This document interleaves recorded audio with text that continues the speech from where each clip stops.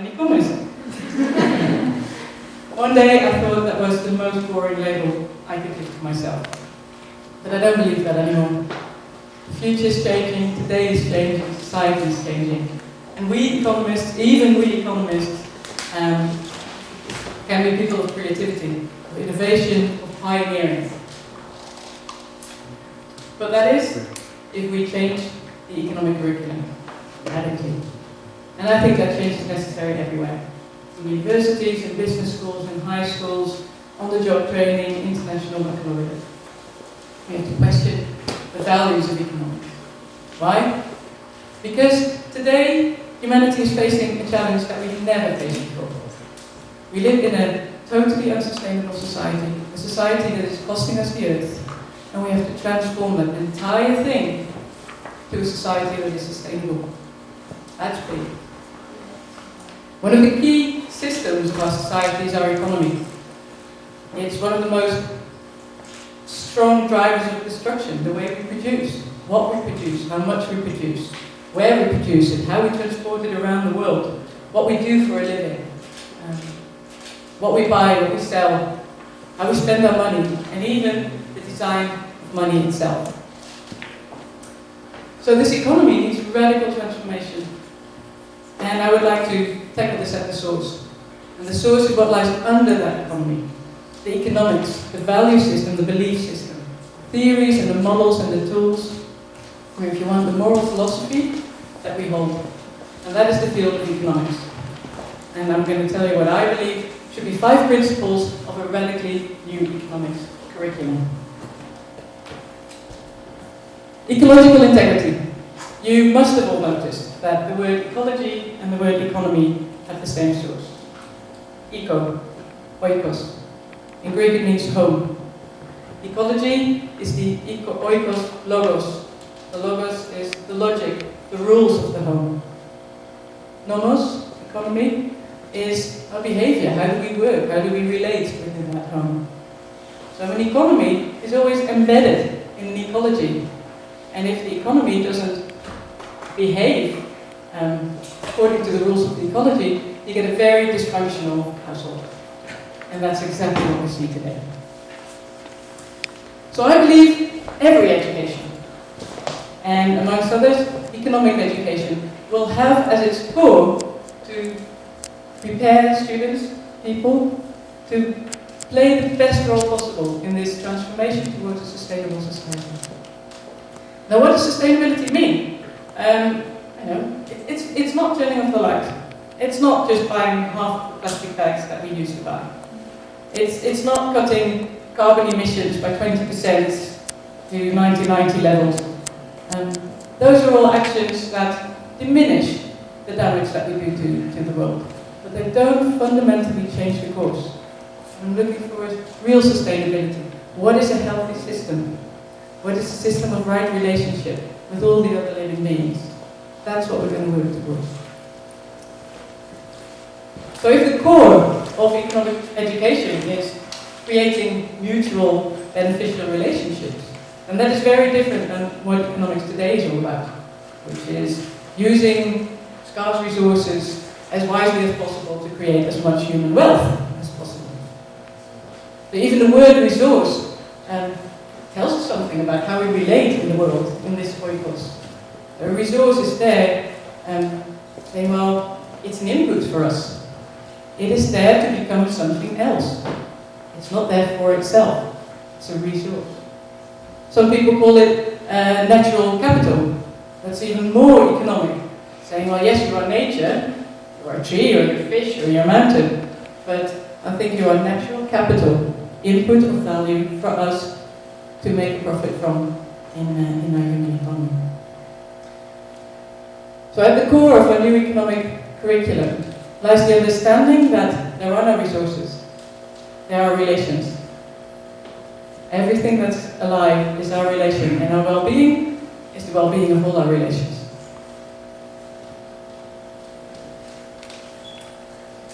Well, that changes things. If that really becomes the core of the entire curriculum of what we're doing as economists, then we get a real shift of values. of intrinsic, well, and the core will be intrinsic value. Well, let's think how we think about economic viability today. What is economically viable? Well, the thing that I do that earns me money, that earns me a living, that pays the bills, that pays for the investment that I made. But viability is always expressed in money. And a lot of success is actually expressed in money, national success. We aim to grow gross national product every year. Well, that is an entity expressed in money. Businesses, their quarterly figures, their yearly figures, their shareholder value, it's all expressed in money, and more is better. And even at a personal level, we have this viability. Our lives, our jobs have to be viable. Having a job, having somebody who pays me, is viable.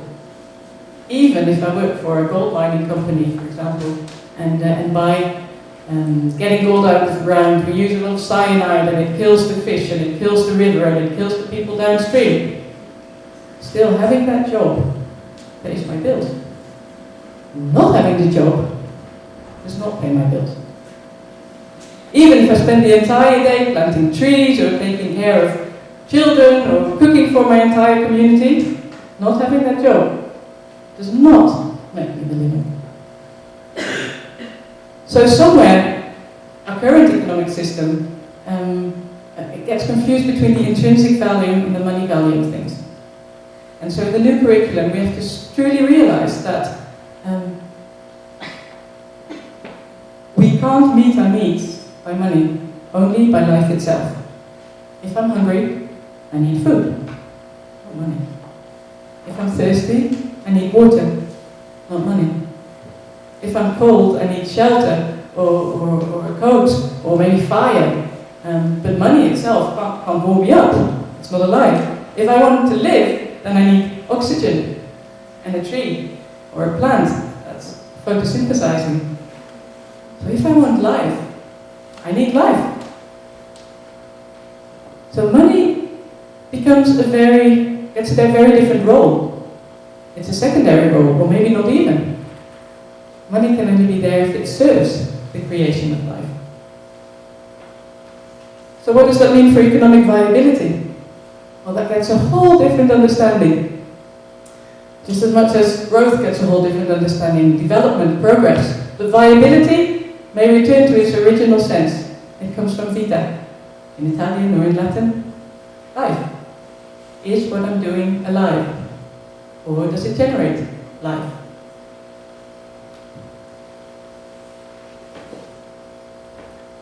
As I said, we are facing radical changes, big changes coming up, challenges as society, as we're running into the limits and our misbehavior with the rhythms of our planet. We don't know yet what a sustainable society looks like.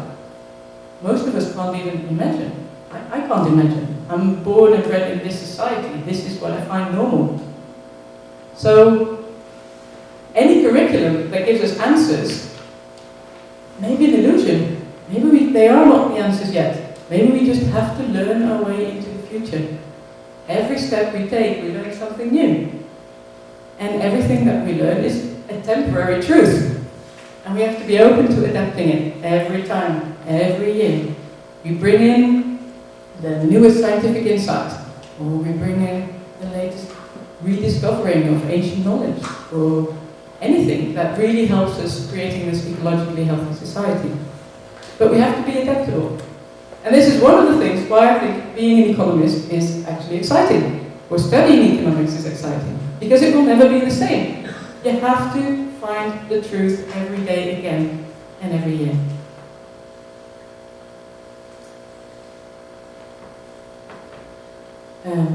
The Earth is diverse in species, in temperatures, in humidity, in seasons, in ecosystems, in relationships. It's incredibly diverse.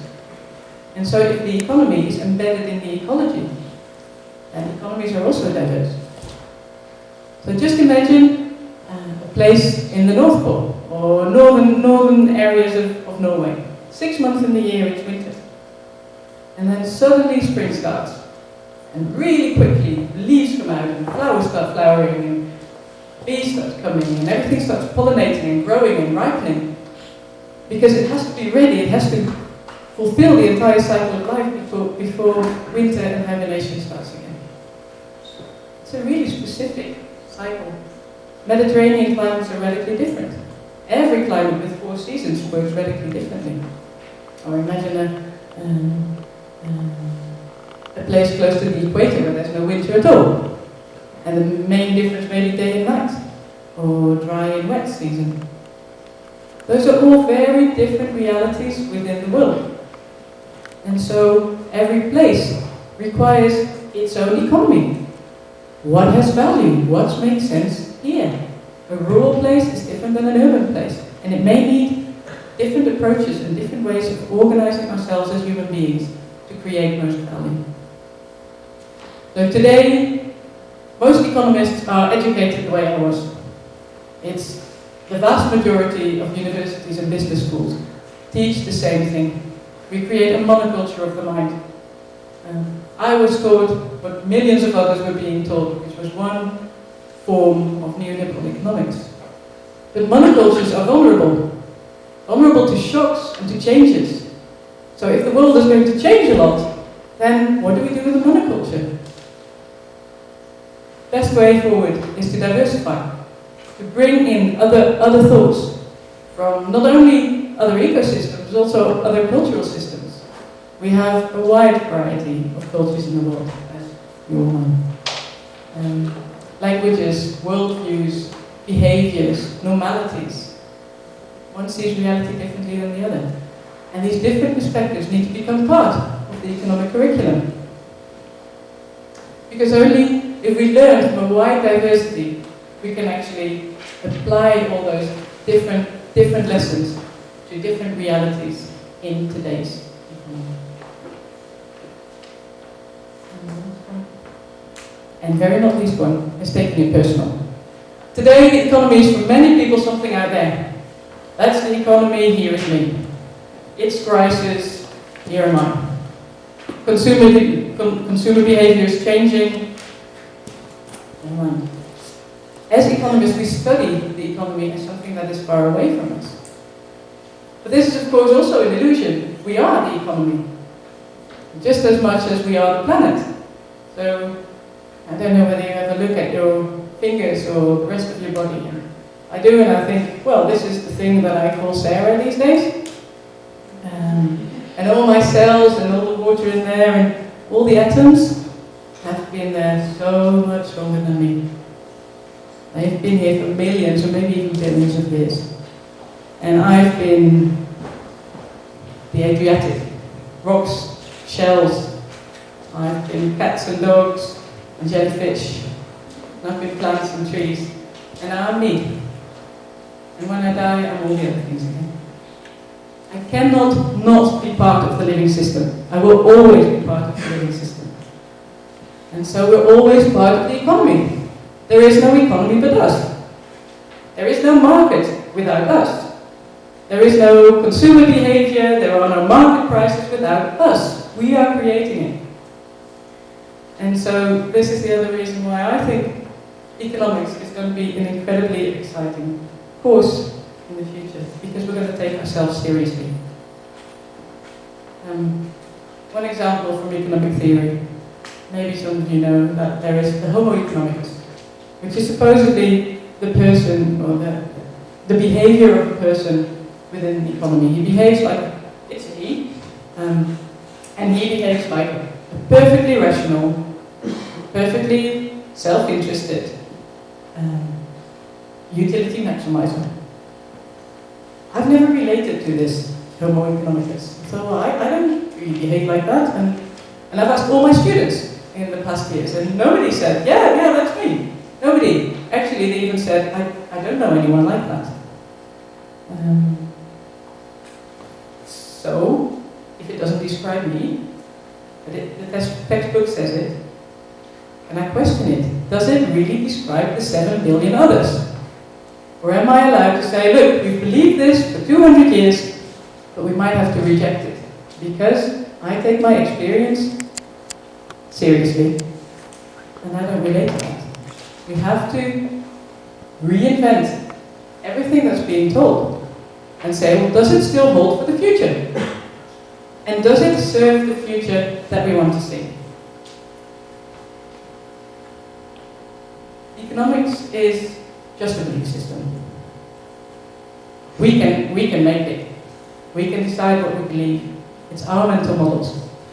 So we can choose what belief systems we feed and what belief systems we nourish. And I think it's time to feed the belief systems that nourish life. Life in all its colour, in all its diversity, and all its beauty.